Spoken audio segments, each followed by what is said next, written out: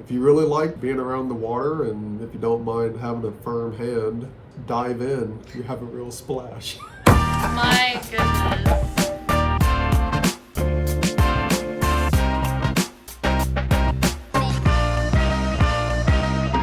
Hi, I'm Ronald Wilkins and this is Mission Municipal. And today we are at the Delores Dalke Family Aquatics Center with Miss Andrea Sneed, who is the aquatics director. I was wondering if you could tell me how your typical day goes here at the aquatics center. Okay.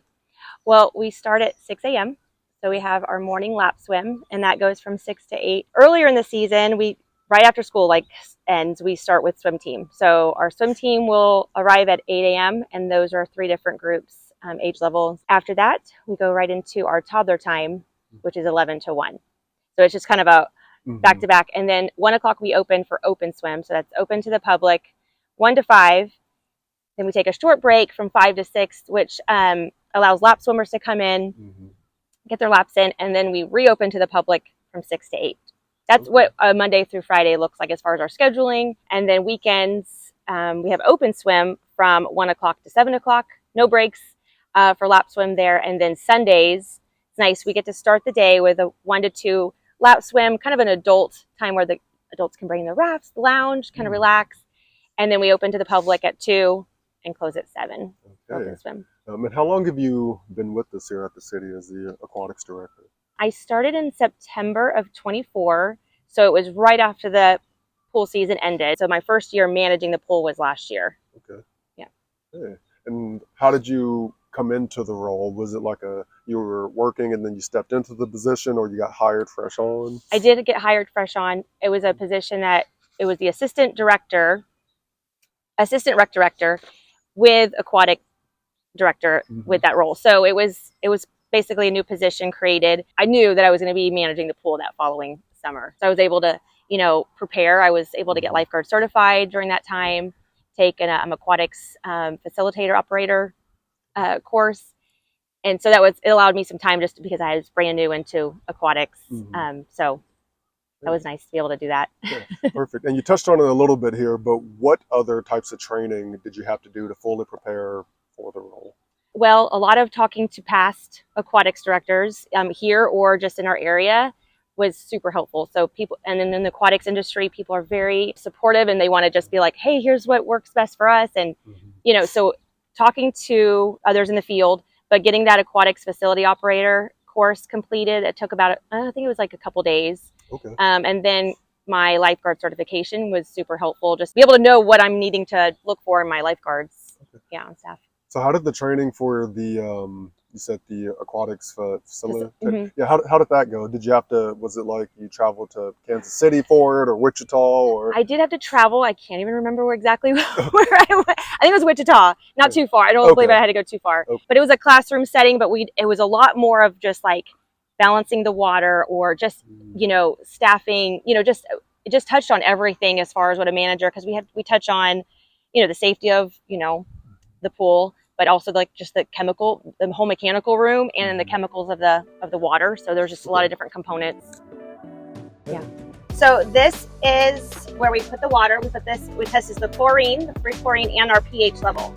So once we put the water in there, we're going to put our reagent drops in there. It's going to give us a color, and we're going to match that to see what number we're at. And you can, dump out a little bit of water there. Oh yeah, I think I got it. Okay, and then we just set it on the ground.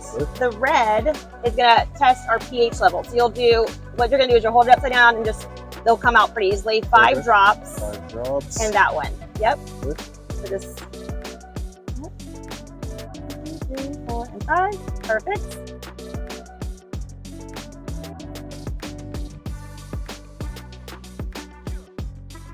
Then we just put this on here like this.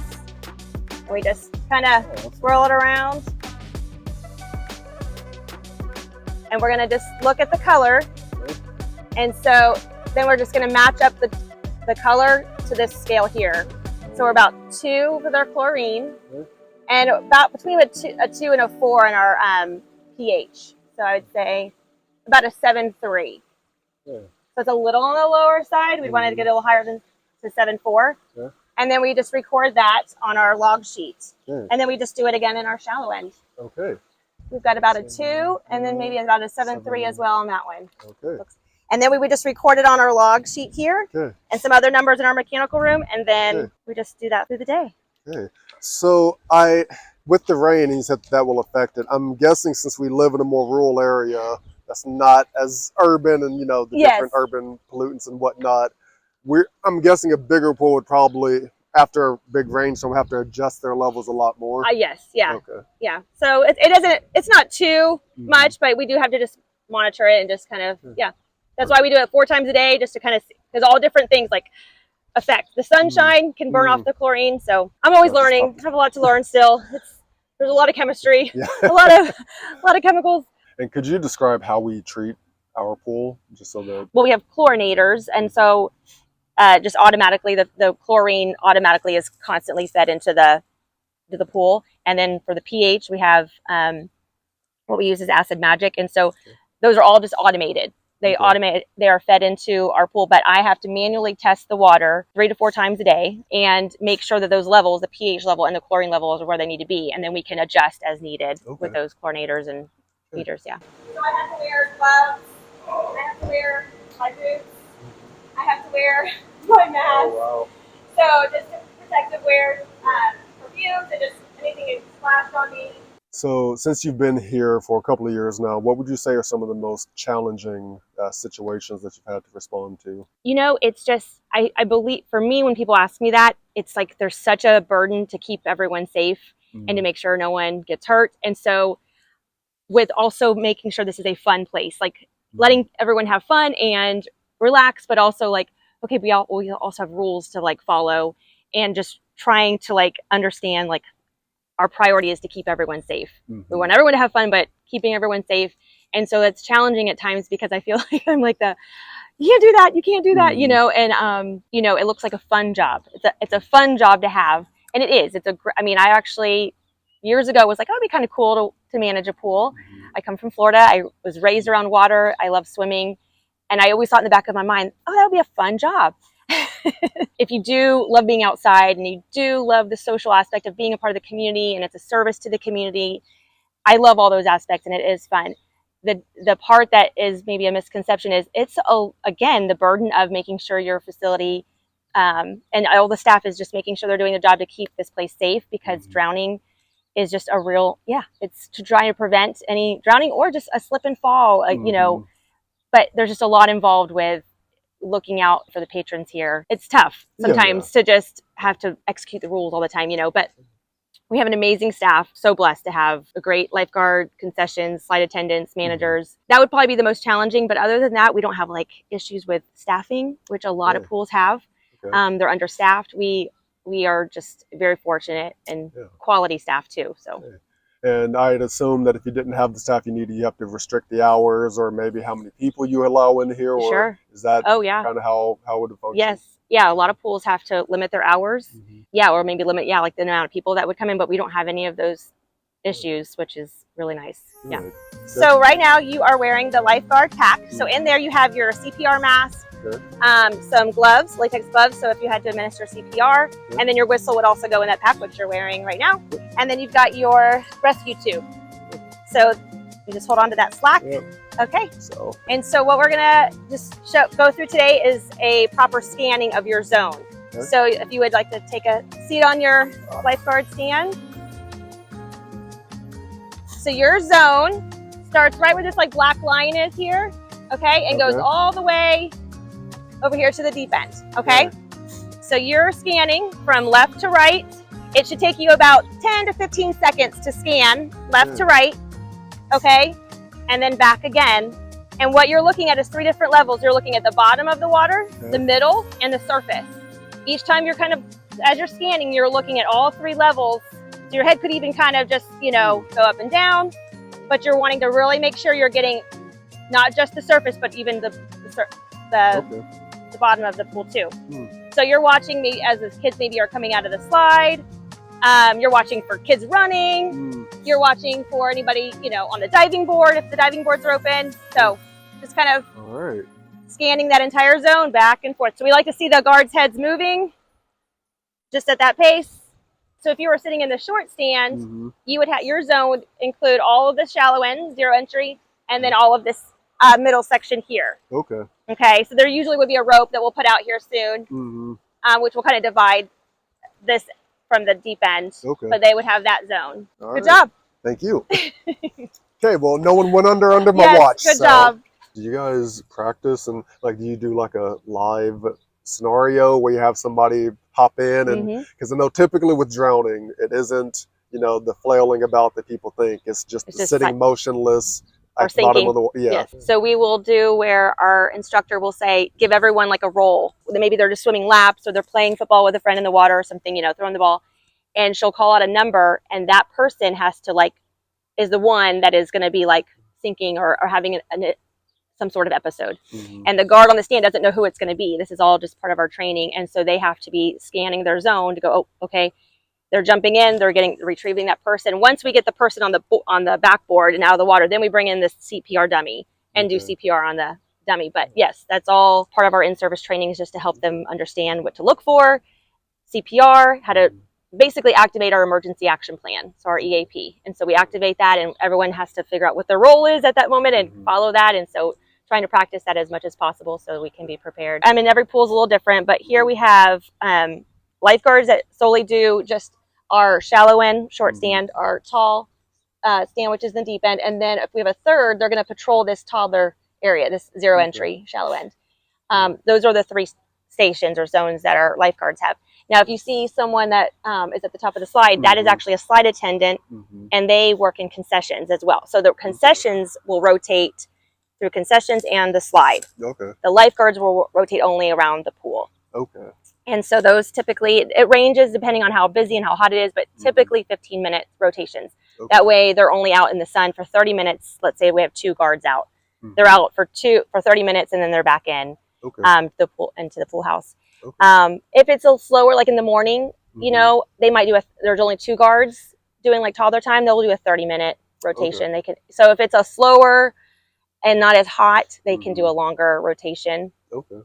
And while they're in the pool house on break, they could help with concessions. If concessions needed help, they could help with taking, checking in guests, that type of thing. So we kind of all cross-train and help each other. Break time happens at the top of the hour typically. Again, usually during that open swim time when it's really busy, 1 to 5. We don't typically do breaks in the evening. Typically, if it's a really busy day, you're going to have a break at every hour, 10 minutes. And what that does, and studies have shown this, that it's really great for kids to reapply sunscreen, for them to go to the bathroom. There's less incidence of going to the bathroom when pools have breaks. They get a snack, they hydrate. And so it's for our patrons, but it's also for our guards to take a break, hydrate, just for them. It's like a mental, oh, okay, I need to make sure I get a snack, or maybe they jump in the water and get a break. And sometimes, I could even guard break if I needed to, and give them all a break, because as it gets really hot, it's just, they could use their breaks as well.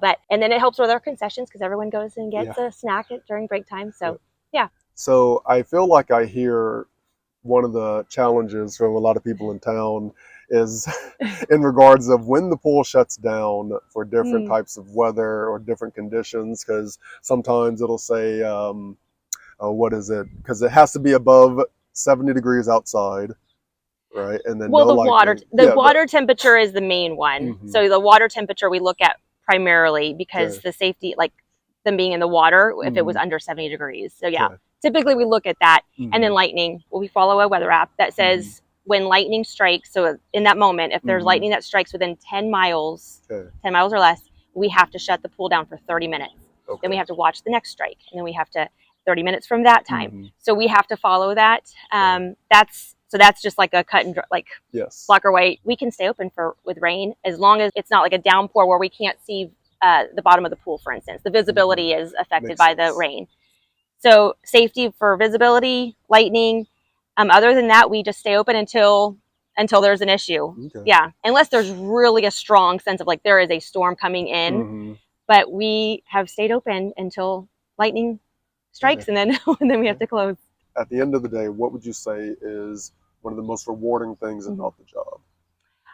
I would say at the end of the day when I'm okay, it always is it was a successful day. The guards did what they needed to do. That, you know, all the staff came together, did their job. People were safe. I mean, we've had some saves. We had to have some people jump in, and it's like the staff, they're paying attention. What's rewarding is just knowing that they're empowered to do their job, and just seeing that just this is a service to the this is a service to the community. It's a great way for families and friends to come together. And so when you see that, and this is what some people come here every single day, this is what they look forward to in the summer. Yeah. So just knowing that our community has something like this, kids are learning how to swim better. And so when I get to see that swim team doing great, yeah, I guess those are the things that are rewarding. Yeah. And I can say, I think you're doing a fantastic job, because I know some people from McPherson that would rather come here to swim, which is, I think that's great. That's great to hear. Yeah. I've gotten quite a few compliments on our pool. I just want to say thank you for being here, for being committed, not just to safety, but for trying to find that balance between making it fun as well. I know, hopefully, it doesn't become sort of a thankless job, because I know when you're managing and moderating, sometimes it can be a bit discouraging, because sometimes you do have to make some people upset. Just want to appreciate you for caring about the safety of not only patients, patrons, and the guards as well. Yes. Well, thank you very much. I've learned a lot, and I'm really proud of our staff. And, you know, we do a training with the EMT even like every summer, and just being a part of that and just watching them just, just working together, you know, like even with all of the emergency responders, and then coming here and doing a whole in-service training and different things that we've done as a team. I just like look forward to like what just can keep getting better and better. So thank you for that. And it is a fun job. At the end of the day, it is more fun than stressful. And just truly grateful for like all the support of the community too. They have been very just complimentary of our staff, or just, you know, just seeing them come here, and this is where they get to relax and enjoy some time during the summer is good. So. Again, can't thank you enough for what you do. And for now, this was Mission Municipal, and this was another mission accomplished.